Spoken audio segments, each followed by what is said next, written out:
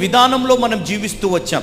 ఈ నూతన సంవత్సరంలో మనం ప్రవేశించేటప్పుడు ఎలాంటి ఆలోచన విధానంతో నూతన సంవత్సరంలో ప్రవేశిస్తున్నాం? లాస్ట్ ఇయర్ ఎంతో నిరాశ నిస్పృహ కలిగిన పరిస్థితులు ఉన్నాయి. ఎలాంటి పరిస్థితులున్నా మనం జీవం కలిగిన దేవుడు, విశ్వాసమునకు కర్త, దాన్ని కొనసాగించువాడైనా యేసు వైపు చూసుకుంటూ మనం జీవిస్తున్నామా అనేది ఒకసారి ఆలోచించాలి.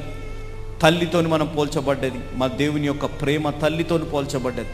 తల్లి యొక్క విలువ, తల్లిదండ్రుల యొక్క విలువ ఈరోజు మన జీవితాల్లో మనకు తెలుసా అనేది ఒకసారి ఆలోచించాలి. మనం సమయానికి కానీ మనుషులకు కానీ విలువ ఇవ్వకపోతే చాలా ప్రమాదం, మనం వారిని కోల్పోతాం.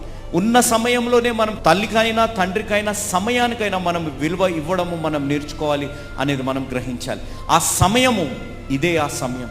ఈ సమయంలో దేవుడు ఇంకొక సంవత్సరాన్ని మన జీవితాల్లో పొడిగించారు. ఒక నూతన సంవత్సరంలో అడుగు పెట్టగలిగాము అనంటే ఆ సంవత్సరంలో నూతన ఆలోచనలు కలిగి మనం జీవిస్తున్నామా అనేది ఆలోచించాలి.